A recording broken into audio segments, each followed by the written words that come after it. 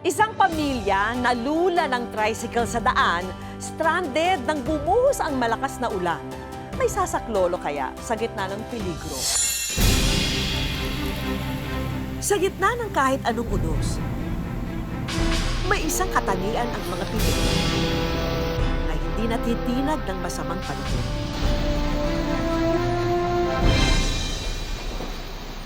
Maraming salamat po! Ang pagtulong, mapasino man, basta't may nangailangan, handang mag-abot ng kamay at maging isang Good Samaritan.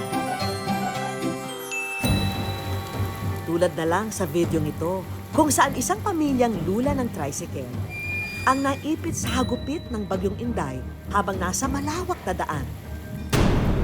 Ang padre de pamilyang pilit na pumapara at humihingi ng saklolo para sa bagong panganak na asawa at dalawang maliliit pa nilang mga anak. Alamin ang nakaaantig na ending sa tagpong yan. Ang driver ng tricycle, si Joel, 3 taon nang nagtatrabaho bilang helper sa isang rice mill sa Mangatarem, Pangasinan. Buhat dito, pasan doon, iindahin ang anumang bigat, basta't para sa pamilya. Mahirap pong magtrabaho bilang kargador kasi minsan po maghihintay po kami ng magbibinta para may mabubuhat. Minsan mag-aayos po ng kamada. Ang inspirasyon ko po sa aking mga pamilya po at mga bata.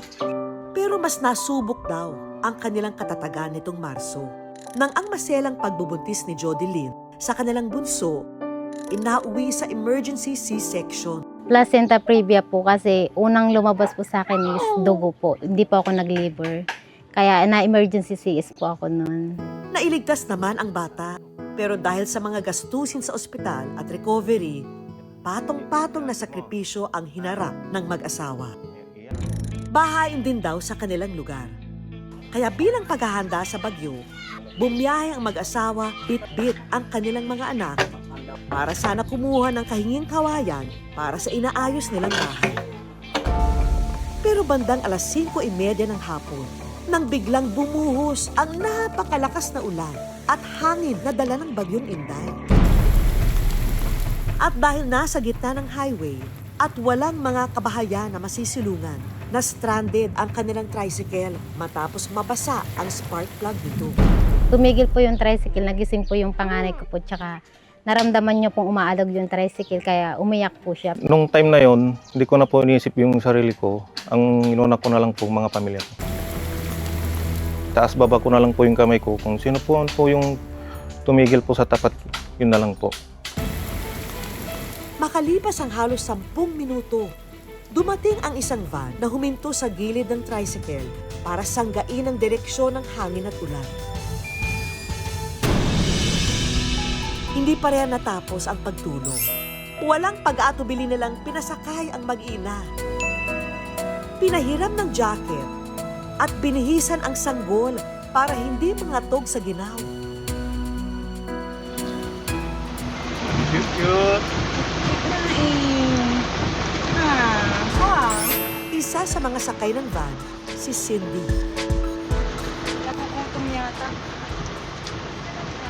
Nagtititi sa atin. Niyakap ko siya agad, sir. Pati yung jacket ko, pinangbalot ko sa kanya kasi basang-basa siya.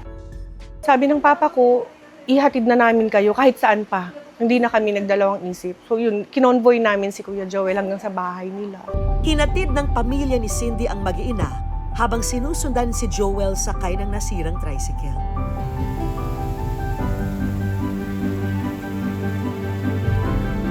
Alas 8 ng gabi, ligtas na nakauwi ang buong pamilya. Bye, baby! Bye-bye! Ingat kayo!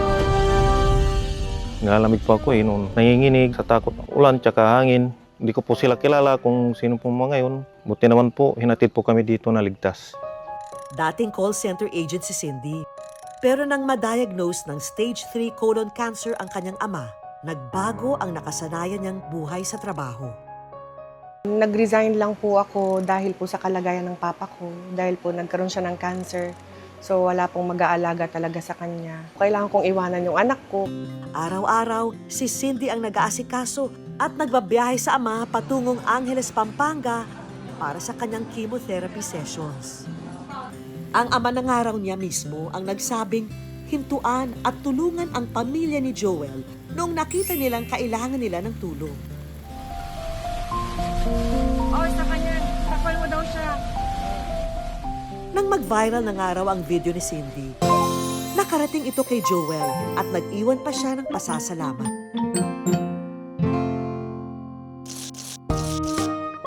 Ngayong araw, personal daw na magpapasalamat ang mag-asawang Joel at Jodeline. Bit-bit ang munting regalo para sa pamilya ng kanilang Good Samaritan.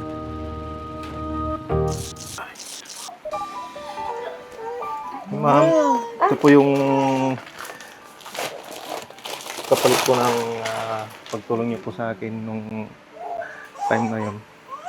Sana po tanggapin niyo po yung mic na. Siyempre naman si Kuya. Maraming Malaking bagay yan po. Walang Opo. anuman yun. Oo. Pero hindi rito nagtatapos ang kabutihan dahil si Cindy at ang kanyang pamilya may bigay ring tulong para kay baby Joel. Thank you po. Nakakataba rin po ng puso. Lalo na po nung nagkaroon kami ng contact ulit na thank you si Kuya Joel. Nakakatuwa lang na magkakaroon pa kami ng second chance na magkita. Na okay din pala din talaga yung kalagayan nila. Sa gitna ng sakuna, ang pagtutulungan at pagtanaw ng utang na loob ang magsasalba sa atin dahil sa mundo ng good news, Bye, baby! Bye-bye! Ingat kayo. ang mabuting gawa lagi may balik na pagpapala. Samahan niyo kami sa masayang kwentuhan. Magandang gabi, ako po si Vicky Morales. Love letters na ilang dekada na ang tanda, pinakaiingatan ng isang lola. Pinakamamahal kita ng higit pa sa aking buhay. Isang mascot, kinagiliwan sa performance niyang bigay na bigay.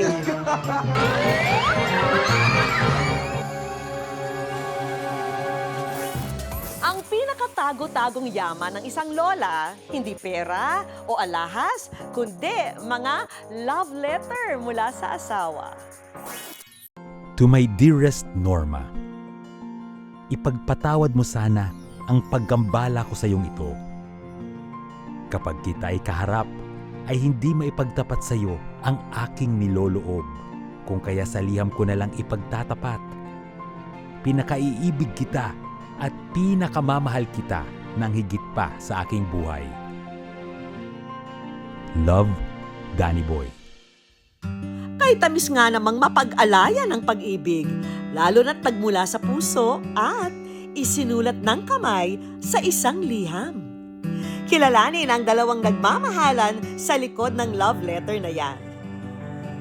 Sa baon na ito ng 80-year-old lola na si Norma, nakatago ang mga pinakaiingatan niyang yaman. Ang inipong mga sulat mula sa asawang si Lolo Danilo.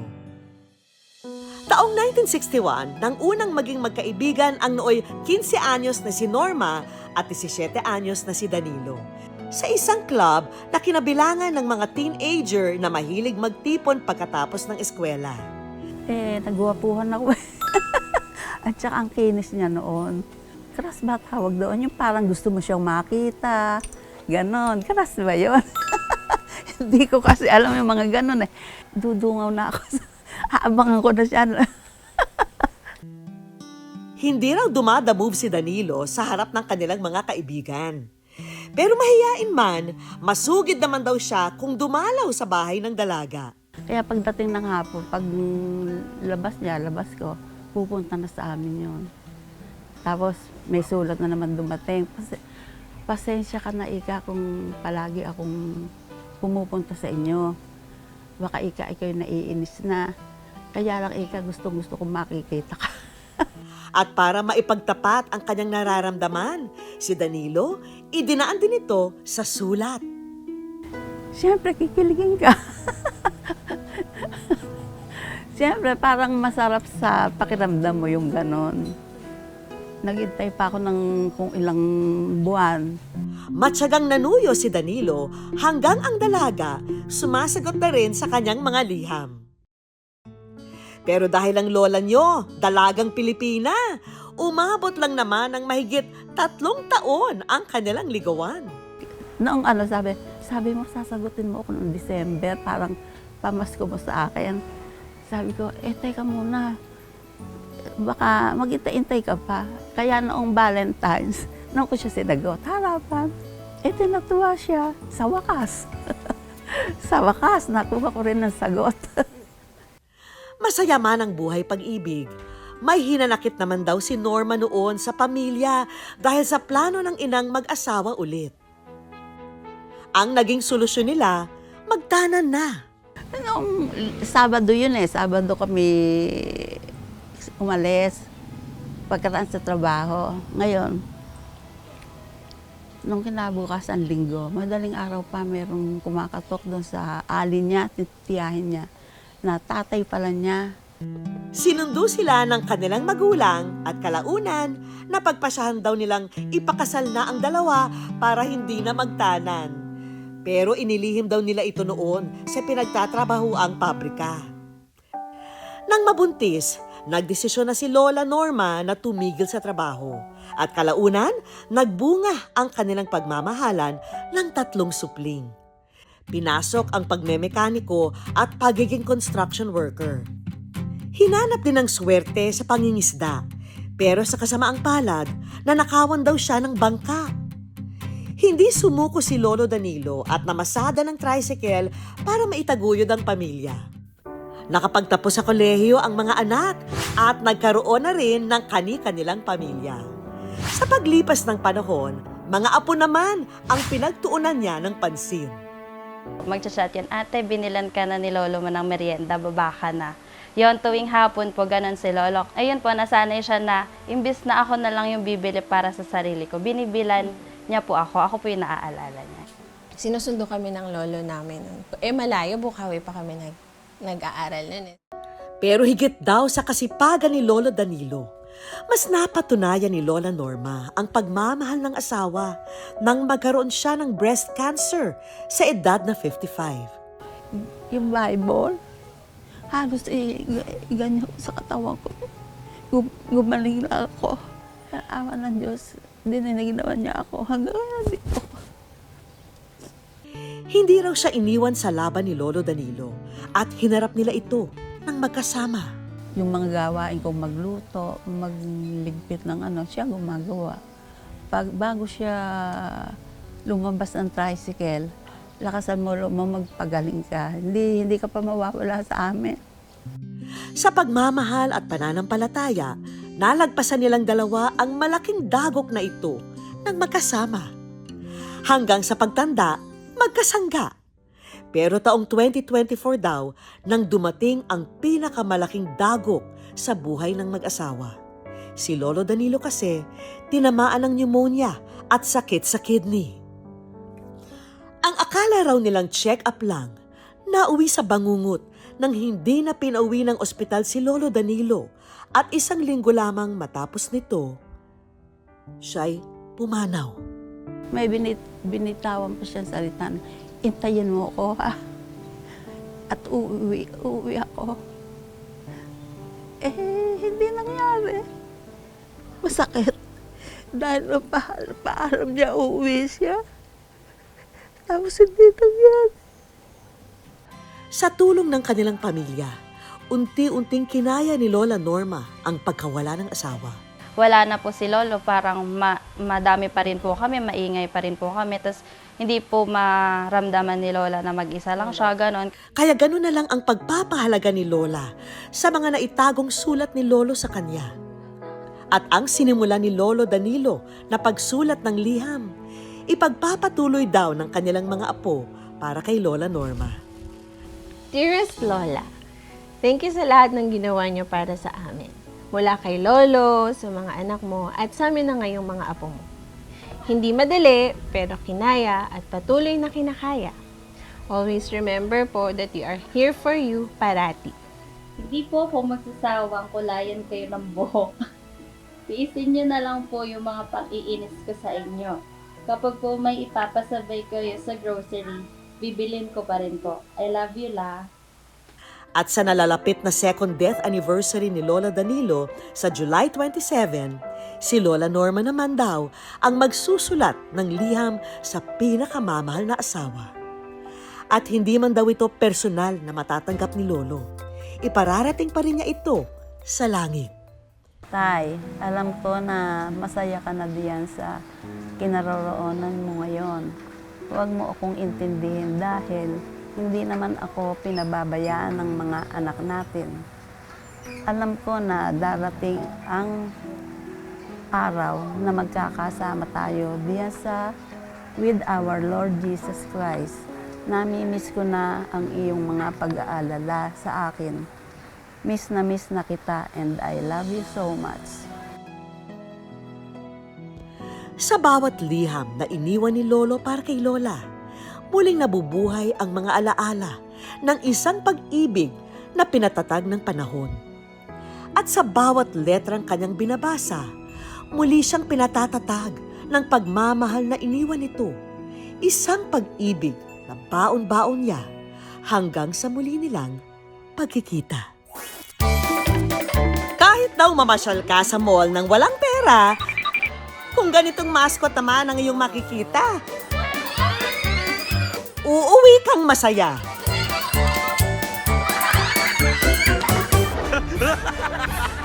Kamakailan na nga, nag-viral ang kapibara mascot na ito sa Pampanga dahil sa kanyang mga pakulong performance.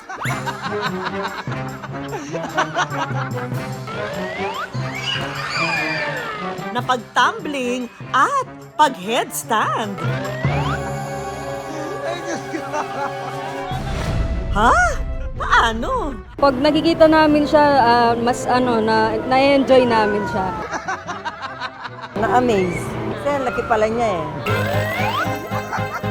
Entertainment at its finest. Pero sa likod ng bawat stunt at pagpapasaya niya, ano nga ba ang mukha ng sakripisyo na hindi natin nakikita sa loob ng mascot na yan? Kinaaliwan sa social media, todo bigay na performance ng isang kapibara. Pero ang nasa likod ng mascot na yan, may hugot daw pala. Ang tao sa loob ng kapibara mascot na ito, ang 19-year-old working college student na si Nico. Hi, Nicole! Hello po. Welcome sa Good News. Thank you Alam mo, po. gusto ko malaman, paano mo pinasok itong pagiging mascot? Nung una po kasi ma'am, wala po akong trabaho. Gusto ko po ng part-time job. Kaya naisipan ko po mag-apply at nakita ko po siya sa social media. Kung namangha na kayo sa mga pa-exhibition niya, eto pa ang mas nakakabilib kay Nico. Habang nasa loob ng mascot, isinasabay lang naman niya ang pakikinig sa kanyang online class. So pinagsasabay mo yung pagiging estudyante tsaka yung pagiging mascot, di ba mahirap yun? Mahirap po siya pero po nakabalance lang po siya sa akin kasi po minsan po kasi nagpapaalam po sa professor ko na may trabaho po ko pero makikinig po ko. Hindi ka na nakakapag-recite or ganon. One time nga po, tinanong niya po ako kung about sa subject po namin. Tapos nasagot ko naman po siya kasi wala naman pong masyadong tao sa mall nung araw na yun. May mga pagkakataon ding nauuhaw at nagugutom siya sa gitna ng trabaho. Pero handa naman daw siya sa mga ganitong sitwasyon dahil dala na rin niya sa loob ang kanyang panyo, tubig at biskwit.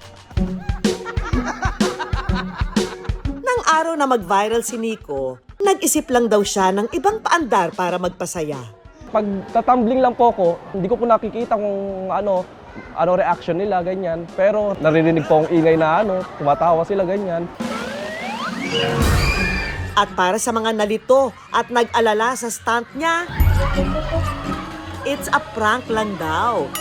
Kung makita nyo man daw na tumambling o mag-headstand si Capybara Mascot, si Nico naman sa loob, nakatayo pa rin. Yung pag-tumbling naman po, inuuga ko lang po yan. Sa may kamay lang po, ilalagay lang po namin yung paa dito sa niya kamay. Ganyan po. Tapos, angat. Tapos ikot po.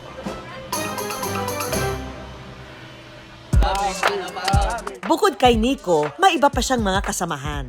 Sina Chino, Jericho, JM, at Jimboy. Paano nga ba ang buhay mascot nila? Bago sumalang, kailangan nilang i-check ang costume kung wala itong butas. At ang blower na ginagamit nila para lumobo ito. Kailangan po namin tanggalin yung sapatos. Pag maayos ang lahat, sabak na!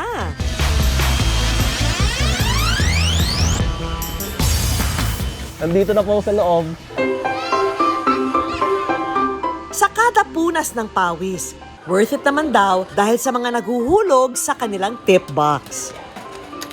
Ang pagperform ng mga mascot sa mall ay pinagsikapan ng kanilang handler na si Berna.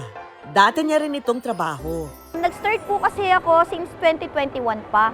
So ako po kasi as solo parent, wala na po akong hinihindian. Nag-start po ako nang nag-mascot ako, na-appreciate ko po siya na ang sarap palang magpasaya. At the same time mahirap at nakakapagod. Pero nandun yung willingness ko po kasi mag-share po ng happiness sa iba. Kapag tapos na ang show, ang totoo, tahimik at mahiyain daw talaga si Nico. Hindi niyo po kasi siya makakausap, ma'am. Like, hindi niyo po, tatanungin niyo po kung kumain tapos sagot niya, oo lang po. Unique po talaga siya for me kasi sobrang tahimik po niyang tao. Pero pagka nandun po siya sa mascot, nag-iiba po yung energy niya. From nonchalant, nagiging po siya makulit. Hindi raw kasing saya ni Capybara mascot ang buhay ni Nico. Kumukuha pa ako ng isda, tapos palaka. Para lang may makain kami. Ilang trabaho rin ang pinasok niya noon kasamang ama. Minsan po, sinasamahan ko po siya sa pagtitinda ng hito, pagtitinda ng pakwan. Namamasada po kami ng madaling araw. Dagdag pa sa hirap ng buhay ang paghihiwalay ng kanyang mga magulang. Sa ngayon, nasa Nueva Ecija ang kanyang ama habang nasa Pampanga naman ang ina. Ang kapatid niya sa Cagayan na naninirahan. Maging si Nico, solo na ring namumuhay. Mahigit 1 taon na raw nang huli niyang makita ang pamilya. Ano yung hope mo na lang ngayon? Na magsama-sama lang po kami, tapos kahit isang picture lang po na magkakasama kami. Hindi naman pwedeng tayo lang ang sumaya kay Nico, di ba? Dapat siya rin, mapasaya natin. May gusto mag-hello sa'yo. Hindi naman pwedeng tayo lang ang sumaya kay Nico, di ba? Dapat siya rin, mapasaya natin. May gusto mag-hello sa'yo. Yan.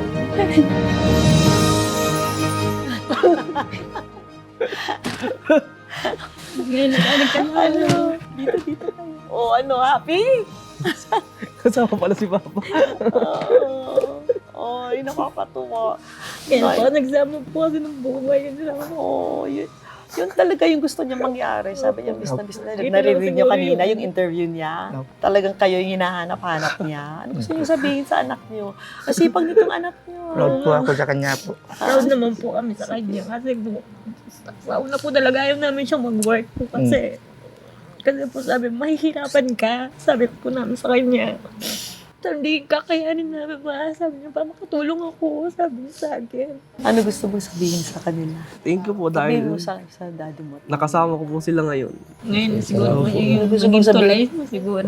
Nagkasama po siguro kami. Maraming salamat din. Sobrang saya po. Sige, lapit po kayo. Mga lola po niya.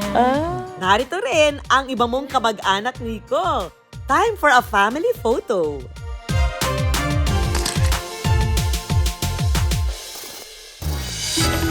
Lahat tayo may kanya-kanyang laban sa buhay. At ang kahanga-hanga, yung mga taong lakas loob na humaharap sa bawat hamon nang may pag-asa at nakukuha pang mag-headstand.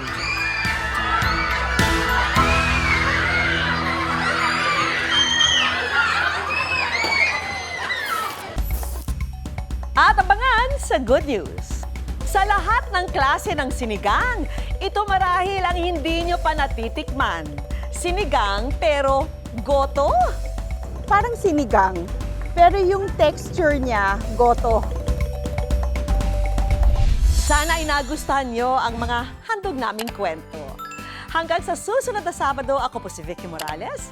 Tandaan, basta puso, inspirasyon at good vibes, siguradong good news yan.